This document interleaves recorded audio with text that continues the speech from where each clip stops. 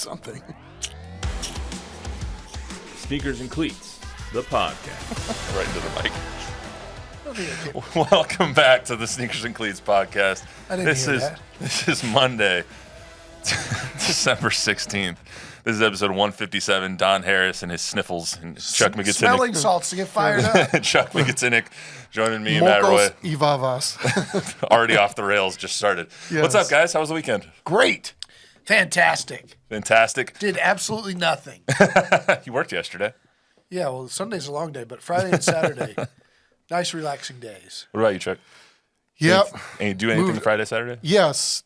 Christmas party Friday, and my niece graduated from Texas State on Saturday, so that was fun. Chip off the old block. Chip off the old block, man. Glad to have You went to graduation? Bobcat.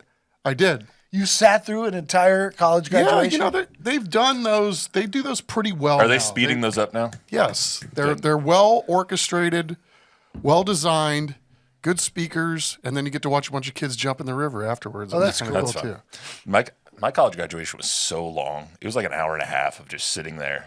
I was hungover as hell, so it was horrible. I was sweating long. vodka. It was horrible. That's not incredibly long, an hour and a half. An hour and a half? It felt like forever. You go to one of those big schools with like 400 graduates, 600 Well, graduates. yeah, my ASU graduation when I got my master's was quick. They get those things efficiently. Still got to call every single name, A to Z, man. That takes Just a put while. a list up. Like, do we really need to say everyone's name? You can just say these 10 and then walk them Well, across. it's a moment that they deserve. I guess. Anyway, we got a lot going on as usual. Before we get started, I want to remind everyone to subscribe to YouTube channel Fox SA and News 4. Also, download, rate, review the podcast on your favorite podcast app. Helps us out a lot. Spurs back to 500 now after beating the Blazers, coming back from 17 down, then losing to the Wolves in one of really bad performance, I thought, offensively. We'll talk about how the offense, they have some key issues there, how they can fix it. Plus, the Cowboys beat the Panthers 30-14 yesterday. Probably their best offensive game of the entire year, I would say, besides the last 2 minutes, I think, of Washington was probably their other great defensive performance. Didn't end up looking like that in the box score, but it was. We'll talk about what they can show us over the last 3 weeks to kind of give us some hope going into next season, since right now I think they have a snowball's chance in hell of making the playoffs. Still a little bit of a chance, but not too much. And we'll talk about the Texans. They beat the Dolphins yesterday in a game that, honestly, they had no business winning. Their defense played well. Their offense played just horribly. Sorry to Des, our producer, or our editor who's listening right now. And they did not deserve to win that game. So talk about them possibly making some noise in the playoffs, what they need to fix over the last 3 weeks after now having clinched the AFC South. So let's do trivia first, though, guys. Trivia brought to you by me. Victor Wembanyama reached 2,000 career points on Sunday, the second fastest in Spurs history. Who was faster? Got to be Dave, right? David. Yeah, Ice would be the only other one, and he didn't start quickly. Tim, maybe? No, well, Tim didn't average what Dave averaged. It'd be David Robinson. Is that your guys' guess, Dave? Yeah. Yeah. I forgot my other phone, so let me pull it up for a second just to make sure I get it right. Dave is the fastest. Dave, it was 83 games. He scored 2,000 points. Wemby, 92 games. And third was Tim Duncan. Tim Duncan was 97 games to get to 2,000 points. But I thought it was interesting. Victor, even though he was on a minute restriction last year, didn't think that he would have gotten there that fast. Yeah. He was on that minute restriction after he tweaked the ankle a couple of times and whatnot. So I didn't think that he would get to 2,000 that fast, but 92 games is pretty quick for any player to get to 2,000. Yeah, this guy was playing 20 minutes a game last year. Yeah, for the longest time there was 20 to 25. Yeah. It was crazy. And he was putting up crazy numbers in those 25 minutes, even though they were losing games. But we were all like, can you just play him 32? Can we just, please? We're trying to get more of this. Only two players faster in NBA history, under 21 years old, to reach 2,000. LeBron. Nope. Zion and Luka Doncic. Really? Huh. Only two players in NBA history to score 2,000 faster at under 21 years old. So, doing historic things as usual. Luka puts up numbers. Man. Dude, he is a walking stat I book. guess so. Hey, Zion puts up numbers too of its number of donuts eaten in Quarter a given pounders. Sunday. Yeah, right. All right, let's get to the Spurs Whatever here. it So takes. they fall to 13. They fall to 13-13 on the season. They lost to Minnesota 106-92 on Sunday. It was really a poor offensive showing, and to me, it's like the tale of two games. You look at the Blazers game, they shot 46% from the three-point line. Yesterday, 24% from the three-point line. 19 turnovers led to 30 T-Wolves points. This is what Coach Mitch had to say about the game before we get to our analysis.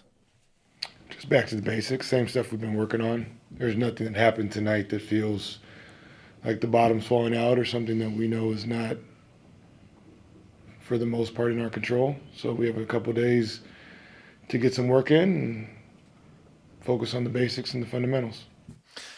Yeah, I mean, I've liked his quote there. There's nothing here that makes us think that the bottom's falling out. But still, it's like, if you don't hit 40% of your threes, they're basically going to lose the game. You can basically chalk that up. Right now, I think they were 11 for 20 or 11 for 45 yesterday. They ended up taking 92 shots. The Timberwolves took 100 shots in the game yesterday.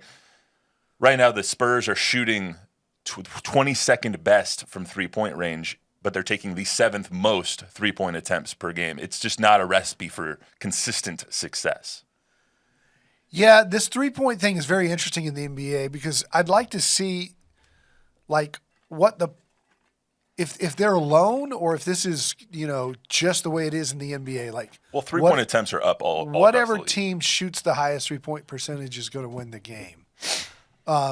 Because everybody's taking so many. The Spurs' problem is they don't have a lot of good three-point shooters. They have the best three-point shooters on their team, but the best three-point shooters on their team are not necessarily great three-point shooters. Yeah, like Devin. And so I've said it since before training camp. I think they needed to add. I would have loved to have seen them take Dalton Connect at number 8. Me too. I would have loved them to add a Doug McDermott type. We talked about it. They got such a gluttony of guys that fit that. Keldon, Devin, Malachi, Castle, name them. They're all 6'5" to 6'8" in that group, but none of them are designated snipers. I mean, Champagne's probably the best three-point shooter, and yesterday he went 3 of 12. Devin was 0 of 6 yesterday. You're just not going to win games against teams. And credits to the Timberwolves, who are great defensively. I think they're they have the 4th best defensive efficiency in the league, even after trading Cat and getting a Julius Randle, who is no slouch on the defensive end himself. You're just not going to win a lot of games like that, though, when you're shooting poorly and you have poor shooters taking a lot of poor shots. Champagne's a good three-point shooter. Look what he did in Portland. Like, when they go in, it's a totally different story, but he has way too many nights where he's 3 for 12. And I think, too, it's kind of how they're built, right? I mean, their best post player is playing out on the perimeter. So, of course, they're going to shoot more threes, right? It seems like you see Victor away from the basket more than you see him, trying to get down on the block. And he was 1 of 7 yesterday from 3. So, yeah. I mean, all of that just does not build and give you a lot of confidence. Is it that simple, though? Like, when it comes to the Spurs team, you don't even need to look at what the ending score was. If you just look at their three-point percentage, you can probably guess if they won or lost that game. I think that's accurate. But I think, as I said at the very beginning, I think that might be true for every team in the league. That's what I was going to ask. Is that the league standard? Yeah, if a team has a 3 for 24 night from 3, they're probably going to lose. And if they go 11 for 24, they're probably going to win. Yesterday, it was also painfully apparent that the Timberwolves had something that the Spurs don't. They have Anthony Edwards, and the Spurs do not have a player of that caliber, a player that even Wemby at this stage in his career, that you can just give it to him and go get a bucket. And Anthony Edwards is just far and away, it makes you realize the difference, the chasm of talent between some teams like the Timberwolves and teams like the Spurs that need a lot of things clicking on the right cylinder, clicking on those cylinders to win a game. Yeah, they got nice pieces, and I think Gobert gets a bad rap. I mean, he's a damn good player. So. Just because a lot of people don't like him. That may be true, but weapon, I mean, he's great defensively. wide body, and he's good. I think, and I've been thinking about this today. I think I'm going to do it on the 5 o'clock show. We have this a tendency to be hypercritical of Victor because you want more, right? There's times where he looks slow. There's times where he takes ridiculous threes. There's times where he doesn't look like he's running hard. And then you look down, and last night, 20 points, whatever it was, 12 rebounds, 7 blocks, 5 assists, 2010, 5 and 5. Passing Anthony Davis, Chris Webber, and Paul Gasol into 7th all-time for players with career games of that kind of stat line. Only 6 with more 2010 5 and 5 games in history are Kareem, Hakeem, Shaq, David Robinson, Duncan, and Kevin Garnett. This guy is halfway through his second season. Halfway through his second season. I know. Right? 92 games. And so they're 13-13. Everybody picked them to win 26 to 31 games. We're a quarter through the season, and they're a 500 team, which means they're on pace for 41 wins. And they haven't had their full complement of players ever. Yeah. And I think that's part of the problem, too, is the chemistry and the rotations are just different every night. Last night, Castle came back after missing a game and came off the bench where he had been starting. Yeah. So, I mean, I found myself like this guy's so good that I am too critical of expecting more. I'm in the same canoe. And imagine if you got the high energy and the running the floor and the constant bombardment of him never taking a second off. Imagine what you would get. And he has those gifts. He can be that guy that takes a moment off or a play off or whatever it is, doesn't get back down on the other end of the floor. Imagine what you would have, and that's what they're trying to get to. They're trying to get him to play hard every moment that he's on the floor. I mean, there's no negating what he's doing. It's astounding. Imagine what happens if the energy level is up all the time. And I agree, but I'm also wondering, and this is just a wonder, is he giving us all he's got all the time? And it just looks different because he's so dang long. Like Blake Wesley, when he runs fast, is going to run a lot different than Victor with his stride length and his loping. And he's out of breath a lot of the time. So I think he's trying hard. Does it just look different? And at that point, is the conditioning the question then? Like, I don't know. because they're playing him more this year when he's not hurt. Obviously, he's averaging somewhere close to 34. Well, no, minutes what a I'm game, saying, I think. I'm not making the argument. I don't think Chuck's wrong. I just don't know. Like, I'm questioning whether or not we're wrong about that. Like maybe he's trying as hard. Maybe that's just what it looks like on a guy like that. Is the reason we're critical because of the expectation of him? Because we see it. He makes a show-stopping, phenomenal play or 7 every game. So we almost want, it raises our expectations to the point where we want 95% of his plays to be that phenomenal thing. Yeah. Is that why? Maybe we're hypercritical. There was a sequence last night where he blocked everything in about a 45-second span. Right. And it's like that we didn't see that the quarter earlier, right? And there were plays where I thought, okay, he could have gotten to that and blocked that, and he didn't rotate over or whatever. And then there was a sequence where he made up his mind he was going to go get Anthony Edwards' shot. He was going to go get that other shot, and they went on that run and cut a 16-point lead down to 6. And it was mostly because of his defense. Yeah, it was a 20-9 run right at the beginning of the third quarter, I think. But then he's gassed and he has to come out or whatever. So I do think there are times where he might be saving some. But I don't know if that's a bad thing if it keeps him on the floor longer. Yeah, I Did, mean, did Tim Duncan give 100% every second he was on the floor? Don't get him started on Tim again, please. yeah, Well, I mean, because a Not lot more of times than- he didn't look like he was doing a ton, but then you look at the same thing. You looked at the stats, and it was amazing. Well, nobody's going to play like Manu, right? I mean, there are guys. Nobody's going to play like Russell Westbrook. Dennis there are Rodman. guys that just have that motor. Jeremy's the guy that's got the biggest motor now. Dennis Rodman. Yeah, he had. He that was kind of motor. always the motor of every team he was ever on. Yeah. Let's hear from Wemby after he the took game. plays off too, though.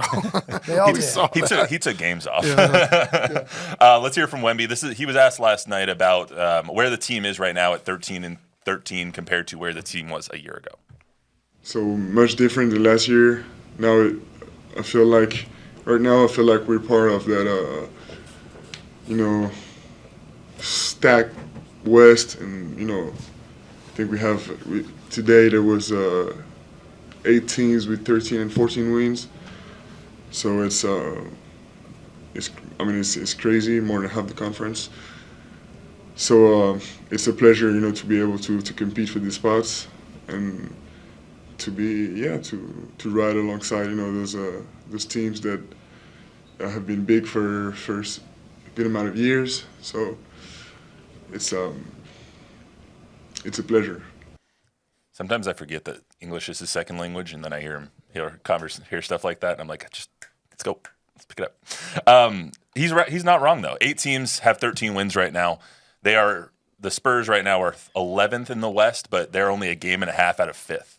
So if you had told me that, a month and a half, 2 months into the season, the Spurs are going to be a game and a half out of 5th place in the West, I think we would all take that. Yeah, 100%. How good is it, Don, for a young team like this to kind of be in the thick of it, being able to experience all this, especially with the injuries that they've suffered so far this year, with Jeremy being hurt and Devin being hurt, Wemby being hurt for out for a few games, Zach, Keldon, Trey, all of them have missed time this year. How important is it for a team like this to experience being in the thick of the playoff hunt? Well, I think it's good for them, for their mentality. Like Victor said, they wake up every morning and check the standings. And I think it keeps them from being discouraged. I think last year, the year before, there was some discouragement when you know that, after an 18-game losing streak or whatever. So, yeah, I think it's good. I think I'm surprised more that of the teams that aren't doing better, like Minnesota. Mm-hmm. The teams Denver. that should be, that I consider to be way better than the Spurs, are not in the one-loss column. And I think the difference for me is whatever night that was that Friday night in the Portland? Portland game? Yeah. I think I'm watching that game with 7 minutes to go, and Down by 17. they quit, right? I mean, they were done. In fact, I was watching the game. My wife had gone to bed. It was a late tip, right? So I was like, yeah, I'm not gonna watch the rest of this. I turned it off. I woke up the next morning and they had won. There's no way they win that game a year ago. Mm-hmm. And this was without Chris Paul. Mm-hmm. He got ejected early in the game. And I think it's different because of a mentality that Chris Paul's helped give them. And I even last night, as it started to get away, I was like, okay, I'm not going to quit on these guys now because you never know. You never know. Chris Paul did not seem like he wanted to be part of that game on Friday. That was a pretty quick 2 texts that he kicked out of that one. Yeah, he let him know what he thought. But yeah, he kept talking. He talked for like 3 minutes after Chris that call. Paul. He was just bitching for 3 minutes straight. Welcome to the Chris Paul we've all known and loved for 20 But years. to your point, Denver, Minnesota, Golden State, Phoenix, the Clippers, the Lakers, the Kings, and the Spurs, all 13 or 14 wins, all within a game and a half of that fifth spot. But if you ask me who's a better team, Denver or the Spurs, Denver's a better team. By a mile. Phoenix, who's a better team? Phoenix or the Spurs? So I think that's actually a good point by you, that the Spurs being in the same spitting distance as these teams who we consider vastly better than them is pretty impressive in and of itself. Yeah, I think we should be encouraged, and I think they're only going to get better because I think they have had no consistency with lineups. Yeah, they got to get healthy, man. Yeah.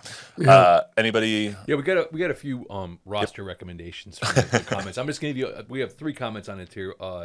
Jalen Green, some guy named Kai Soto from Japan. I guess he's a big 7'3", and then another commenter says we need to get rid of Jeremy.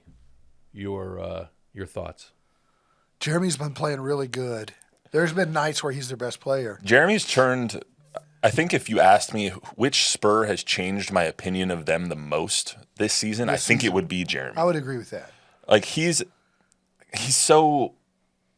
like an enigma, man. He's just like he's so inconsistent on the offensive end sometimes, and he gives the ball to the other team, and it makes me want to tear your hair out. And then he does things like yesterday when he gets the block on. I don't know if it was Anthony Edwards or if it was Julius Randle, takes it all the way the other way, assists on the basket. And it's like, oh, that was a 5-point swing because of Jeremy's consistent effort. And so he has those Jeremy plays does every things night. that drive you crazy, right? Yeah. He's got hands of stone, but he's got such a great motor. He tries so hard. He He's a makes good so many good teammate, plays. too. And listen, he's gotten to be really good with Wemby having the ball, of knowing when to cut and where to cut. And Wemby probably has more assists to him this year than anybody else in his assist line. Agreed. And I think if you asked me 2 months ago, do I want them to trade Jeremy or should they trade Jeremy? I think my answer would be different than it is now. No, I don't see Jeremy go. I don't think Jeremy should go anymore. I was on the fence with him and Keldon at the beginning of the year. I think Keldon is more of the disposable player, lack of a better term, being disposable. But I think he's the one that might be traded before the end of the season. I don't know who this Japan guy is. Kai Soto. He's You know who I loved the other night? I have no idea. Who that Jeremy Grant from Portland. is. Oh, he played really well. Yeah. Oh man, he's good. Yeah. All right, let's get to the Cowboys here. Thanks for everyone who commented on the YouTube, and thanks for tuning in right now. We're going to talk about the Cowboys. They beat the Panthers yesterday, 30. But let me just finish the Spurs by saying the reason that they lost last night was because of those awful uniforms. Would you stop with the uniforms? They're not that bad. They're horrible. They're not that bad. They're I do, however, have a new gripe. I hate when teams take or don't use their primary colors. Like why the Kings the other night are looking like the Pistons. Like why are we using? But I know those were old. I know those were old. That has a history at but least. still, like why are we using? Why are the Spurs wearing baby blue uniforms? Like the Broncos, why are you wearing a baby blue? Like I just don't understand why teams go outside of their normal color schemes. It doesn't make any sense. There's a lot of teams that love the baby blue uniforms now. It's like that's not your uniform. That's not your color. If the Spurs wore red, white, and blue, like red jerseys with white and blue trim, I'd be okay with it because it goes back to the Dallas Chaparrals. Like that has something to do with them. But hemisphere colors, avocado and brown and everything, they didn't come here till 73. Hemisphere was in 68. The Spurs have nothing to do with hemisphere. Brown is just a bad color for a uniform. Right, Although, Bob, your Browns yesterday, that all white, You like that? Looks good. looks good. Especially with the orange drop shadow on the jersey numeral. Really nice. I think that any team all white is pretty good. Like Yeah. the Saints all whites with the gold The and black Packers trim, yesterday? so good. Packers, Yeah, the Packers. It's like all white, Clean. and then using their primary colors to Clean. finish it is just so good. I hate the whole thing though when they do the all a different color. You know, like all red or all blue. The old color I hated rushes. So, like I guess they started for Thursday nights. They were doing that. Yeah, but it was the old color rush That uniform. Texans red was awful. Well, you remember what was it, the Bills Jets? It was all red versus all green, and it looked like Christmas, and it was in October. I was like, that's what everyone was like. What the hell are What these did you color think of rush the uniforms? Lions black alternate? I yesterday? love. See, black and white are just so good. Like the Arizona black with the red trim, black numbers, so clean. Those helmets looked awful. Yeah, the Lions. They were bad luck for the Lions. That's all I know. The amount of injuries that they suffered in that ball. Dude, Monty Williams out, or Monty Montgomery's out now. David Montgomery out now with the messed up MCL. Whoever has him on their fantasy It's all teams about is- health, man. Sorry.